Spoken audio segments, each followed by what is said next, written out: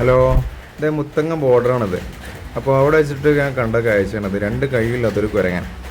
അപ്പോൾ മറ്റുള്ള കുരങ്ങന്മാരെങ്ങനെ ചാടി ചാടി പോകുന്നുണ്ട്, മരത്തോട്ടും അപ്പുറത്തും ഇപ്പുറത്തൊക്കെ ചാടി ചാടി പോകുന്നുണ്ട്. ഇതിനിതേ രണ്ട് കയ്യും ഇല്ലാത്തതുകൊണ്ട് അതൊരു പ്രയാസമായിട്ട് റോഡിലൂടെ നടന്നാണ് പോകുന്നത്. അപ്പോഴാണ് ഞാൻ ഈ കാഴ്ച കാണുന്നത്.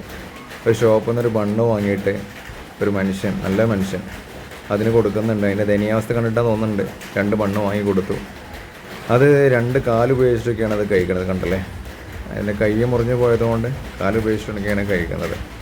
അപ്പോൾ മറ്റുള്ള കുരങ്ങന്മാരെ പോലെ ഇര തേടി പോയിട്ട് ബാക്കിയുള്ള ഭക്ഷണം കഴിക്കാനുള്ളൊരു ബുദ്ധിമുട്ടുണ്ട്. ഇങ്ങനെ ആരെങ്കിലുമൊക്കെ കൊടുക്കുന്ന ഭക്ഷണമായിരിക്കും അതിൻ്റെ ഉപജീവന മാർഗം. അപ്പോൾ ശരിക്കും ഭൂമിയിലുള്ളവരോട് കരുണ കാണിക്കുന്നവനോട് ആകാശത്തുള്ളവൻ കരുണ കാണിക്കുന്നത് പ്രവാചക വചനമുണ്ട്. അതാണ് നമ്മളിപ്പോൾ കണ്ടുകൊണ്ടിരിക്കുന്നത്.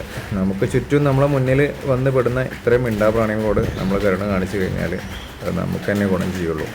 നമുക്ക് മറ്റൊരു തരത്തിൽ അത് നമ്മളേക്ക് തന്നെ നല്ലതായിട്ട് ഉപയോഗിക്കും.